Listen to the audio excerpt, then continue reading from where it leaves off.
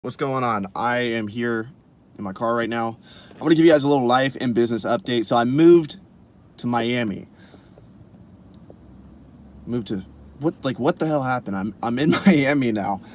Um 2 years ago, I made the decision to move out of my parents' house and move into my car. So 2 years ago, I was living in my car. Now, I'm not living in my car anymore. I'm living, it's like, this is damn near, this is a luxury apartment. Okay? I'm not going to front to you guys. Like, financially, it's probably not the best decision to move down here. I just got my business up and running. I have employees. Like, you guys know, if you guys are Amazon sellers, unless you guys just watch this channel just to watch it, if you guys don't know, running an inventory-based business, you have to spend money before you make money. So as my business has grown, and it's grown fast over the last year, it's grown really fast, I spend a lot more money than I make sometimes. There's a cash flow issue. So financially, Dave Ramsey approach, like my parents, my grandma, they all think it's silly. I don't borrow any money from them. That's the rule. I never borrow money from my family. Or I never, let me rephrase that. I'll never take money from my family. If I need like $1,000 loan and I take it for a week, I'll take it from my dad. That is something we do. Keeping it real with you guys. That being said, though, financially, from on paper, it wouldn't look like the best decision to make to move to Miami. Like, look at this, guys. Look at this garage I'm in right now. I want you guys to look at all the cars. All these cars are super nice. Look at this fucking car right here. I don't even know what it is. I'm not a big car guy, but it's probably like a Corvette. It's got a fucking crazy loud engine. I'm over here in my Toyota Corolla. I'm over here just making life work, right? I lived in here, and it's a perfect car. There's no need to have. I'm not a big car person. This is a functional car, but it looks like shit compared to all these cars here. It's pretty crazy. So my point is, I'm in a luxurious parking garage right now. I'm in a luxurious environment. I live in Brickell, Miami, and it honestly gets me out of my comfort zone. I come from a middle class family, but I'm not used to being around like ritzy people. But it's good. I look at any time I get out of my comfort zone as being good. If I'm walking down the street and there's lots of homeless people around and it makes me feel uncomfortable, that's good. It's taking me out of my comfort zone. Same thing here. If I feel uncomfortable being around a bunch of rich people, that means I have some limiting belief in my head, or I have some fucked up beliefs about rich people and I need to destroy those. So that's good. But back to the reason why I moved to Miami and the financial validity of that decision. It's again, on paper, it wouldn't look like it was the best decision, but my mentor, Raken, me and him, we went down to Miami because the reason why he's attracted to me and our friendship even works is I'm like very gung-ho, and I go hard. Like, whatever I do, he knows I'm like 100% in. And he likes that about me, and he wants more of that for himself, and he downplays himself a lot. He's very much like that himself as well. He's fucking crushing his morning routine right now. Every single morning he wakes up and does these affirmations. But that's what I bring to the table. Like, this young kid starting his own business. I have lots of employees. I'm up and coming on social media. I work my dick off every single day. He sees that and he wants to be around that. He wants to be inspired. That's why he moved to Miami, to a beautiful place with water, luxury. There's cars in this parking lot are inspirational. Like, there's a lot going on here. But for me and my financial decision to move in with my mentor, Raken could have said any city, and honestly, any of my mentors could have called me up. And if any of my mentors would have offered me to move in with them, as long as it's not a super small town, as long as it's somewhere where I could salsa dance and have an airport to travel internationally, I would have gone. And I'm not really, like, if you run numbers, I'm paying an extra $700 in rent each month, which is, for some people that is a whole rent payment, $700. But I closed a couple storage units, and I'm about paying the same, really, because I was paying $1,300 living by myself, and now my split, it's about $4,000 living here, so my split's like $2,000. And the 2 storage units I closed make up for the difference, because I was paying like $500 for those 2 storage units. So really, the way I frame it, I'm only paying $200 more. But regardless, like the money I'm spending, it's gonna pay off, because being around a mentor, being around someone who's ahead of me in the space, I do YouTube, don't make much money off YouTube, but I will now that my roommate's like a huge YouTuber, because I'm gonna learn, like, there's already things I'm learning about YouTube. Like, guys, I'm an entrepreneur, and you guys see me hustle on the books and do all that, but I never, like, I'm mad at myself for not thinking entrepreneurially when it comes to YouTube. And hopefully after this video, you guys will see like a even starker change in my content, how strategic I am with the titles, things like that. But I never even, like, I feel so ignorant. Like, when it came to getting books, like, I feel like I did change the game for a lot of resellers. Like, I came up with restrictedinventory.com. I really took the travel sourcing to the next level. I was fucking living in my car. Travels. Like, I got creative with a lot of different things. Some things I can't even really mention because they're secrets. There's no secrets. But like with YouTube, I never even was thinking like that. I wasn't thinking entrepreneurially. I was just like, I just have to make a video, put it out there, and if it's good, it's gonna do good. I never considered titles, tags, keywords. Like, I was just like documenting my journey, which there's beauty in that, and this is a documenting video. Like, this video is not gonna do super well just because it's gonna do well because my audience is interested in me moving to Miami, but it's not gonna do well in the sense of like people searching it long term. Like, a video that's going to do, like, I've actually done really well in the repricing space. Like, if you type in how to reprice on Amazon, how to reprice books on Amazon, a lot of my videos will come up. But I wasn't thinking entrepreneurially at all when it came to YouTube, so that's already something that's changing. Title this video Life in Business Update. I do have a goal to become a really good dancer, and Miami's a good place for that. It is a little bit tougher than I thought. I'm having to commute a lot more than I wanted to. I'm having to travel sometimes like 45 minutes to an hour to go to like north of Miami just to get salsa lessons in. But that's another goal of mine, and moving to Miami aligns with that. What else? What else is going on? So I got restrictedinventory.com. I'm working on, so the problem with restrictedinventory.com has just been organization, sending people reports on time, and really just having everything cookie cutter. So we've been implementing software solutions to that, having automatic reports generated, and our goal is to send weekly reports now. Just treat our customers better communication. I hired someone else to manage emails, so we have 2 people managing emails now, and I make sure all emails get answered within 24 hours. There's other parts of my book business where we have inventory sent to us, like from colleges and stuff. I need to get better at communicating with them as well. I need to actually get someone, because we have restrictedinventory.com, and then I have Romer Martin LLC. I need to have someone managing the Romer Martin LLC inbox and really staying on that, because I am the only one managing that right now. So like leads from libraries and stuff, like it'd be nice to have my assistant on there too. And we're debating getting more pallets sent to Nashville. So my whole operation is in Nashville. There's not anything going on in Miami right now.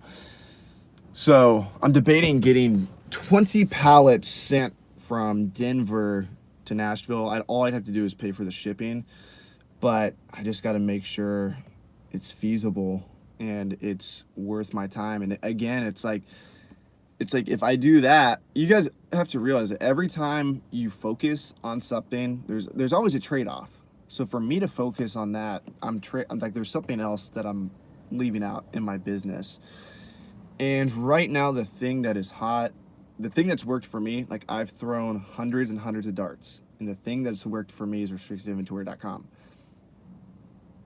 It makes me think, like, there's a couple other things that did pretty well in my business that I had to actually just cut off because like you only can focus on so much, and restrictedinventory.com was so demanding with the customer service that like I had great opportunities for sources that I just had to let go.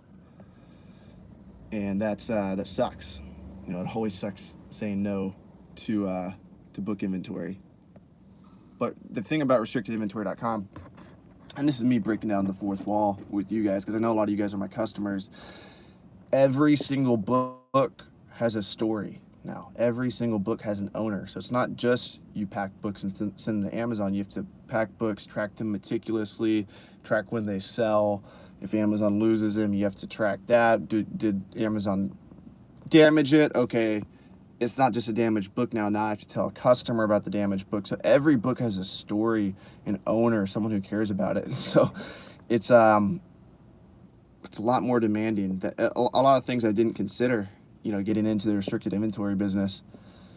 I just said the restricted inventory industry. I created the restricted inventory industry. Now there's other restricted, there's gatedinventory.com, there's Reezy.biz, there's this other Zen arbitrage guy, and 3 or 4 other people have messaged me privately saying that they're going to make restricted inventory businesses. So it's interesting. There's a lot of competition arising. It's pretty cool being in the reselling space. And you know, you would think you wouldn't learn as many lessons in business when you're just buying shit and reselling it. But as you delve deeper into reselling, I think out of the 4 categories of selling on Amazon, reselling is the most demanding as you scale, because you have to build a team. You're learning those business skills. You're learning how to put systems in place. You have to learn how to reprice massive amounts of inventory in an effective way. For thousands of different listings. With wholesale, you probably only have less than 100 listings. For drop shipping, you might have, I don't know how drop shipping works. I'm not going to speak on that. The other one is private label. You probably have less than 10. Reselling, as you scale, you have thousands of different listings to manage. You have inventory coming from weird places like libraries, thrift stores, other resellers, retail arbitrage, like retail stores. You have inventory coming from strange places. And to scale that, I think to get started, it's much easier. But as you begin to scale it, it's like, whoa. What you're saying is you have to learn how to be a real business person, because you have to learn how to establish suppliers, keep the suppliers, build a team, build systems in place to get your inventory from here to Amazon. Then once it gets to Amazon, you have to come up with a system to reprice thousands and thousands of books. So I look at, like, the thing that gets me up in the morning is I know that all these challenges I'm going through, and I'm super pumped about the restricted inventory challenges, because now I have hundreds and hundreds of clients. I think of like 440. I checked the other day.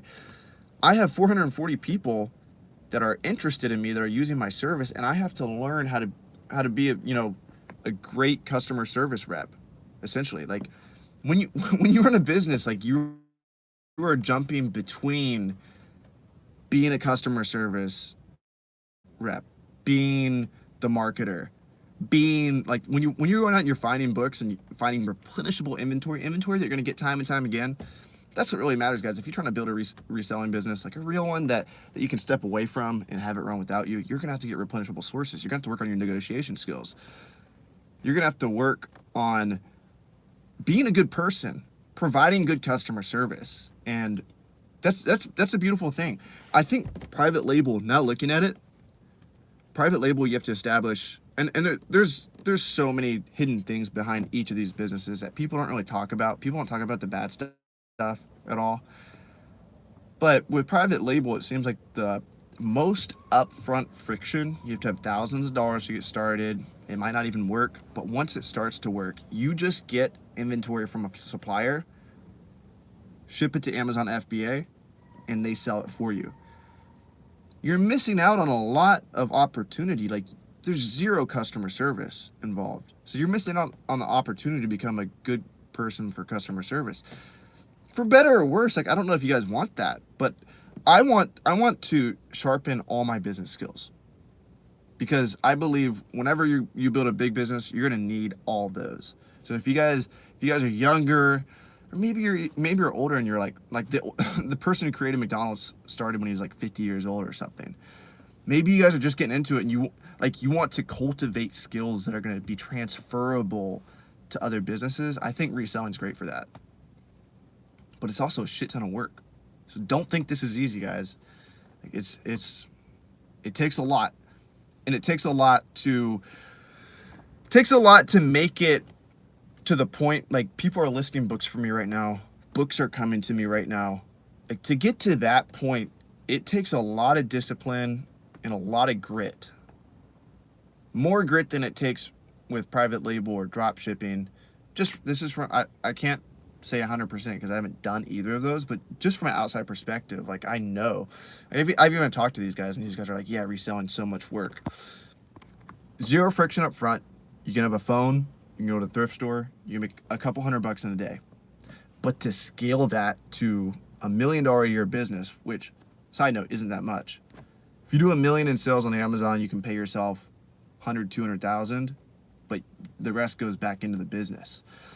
So it sounds like crazy numbers. Like, oh yeah, I sold $1 million on Amazon. Like, we're on pace, or you were on pace to do $1 million. We kind of took a dip, but we'll probably do $1 million this year at least. And yeah, so something I've learned in all my businesses, I did landscaping too, is $10 in business is like $1 in salary. So if someone makes $50K a year, it's like, oh, they're not making that much money. But in business, that'd be like them making $500,000. Of course, it depends on what business you're in, but generally speaking, like, as you scale, you got more people to pay. You got to set money aside because you got to wait for the drought. If you're on salary, you know that money's coming in every 2 weeks. I'm gonna answer some questions and get out of here. I'm gonna go take my ice bath. Let's see, scrolling up to the top. We got Four-Eyed Hustler, what's up? Romer, I'm in South Florida. I think he's saying that, Southwest Florida. And hustle hard because of you and other YouTubers I follow. You are definitely inspiring. Thanks for everything, man. And there are tons of salsa spots in Miami. Much love. Appreciate that. Hey, Avery, started watching you recently. Thanks for the great info. I'm trying to go full-time selling books, DVDs, and games in Canada. Nice. Dive in head first, man. My philosophy is always put some pressure on yourself. Set some hard goals. How many units do you want to list each month? How much income are you making right now? How much would you need to quit?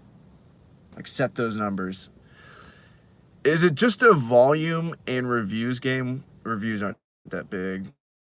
When it comes to getting ungated, no. In used media. Also, is restricted inventory only for books. Restricted inventory is more for media than books. I actually like the media more. We do books too, but we only do popular textbooks or DC comics, or some people will come across like Lego or something that they can't sell. You can send that to us. When it comes to getting ungated in something, you have to spend anywhere from $200 to $1,000, and all you need is an invoice from a trusted distributor, and you order 10 units of the item. Make sure you order 10, and then give the invoice to Amazon. So a lot of people, they run into DC comic books. They don't want to do that. They don't want to have to spend $500 to sell a book that's going to make them 10. So instead, what they do is they send it to restrictedinventory.com. Same story with popular media, popular CDs, not popular media, popular CDs, and DVDs. DVDs, they get you if you're over $25 MSRP. So I think that's what it is, MSRP. Market, sell, retail price. I think that's what it stands for. But for DVDs that are over $25 market price, they will also get you. So there's rumors out there that you can't get ungated anymore. I got ungated last year. I think you can. It took me like 12 tries though for popular media. Popular popular DVD, fuck. I need some more coffee. Popular CDs. All right. So yeah, I don't think reviews are a big deal. All right, guys. Hope you enjoyed that video. Much love. Peace out.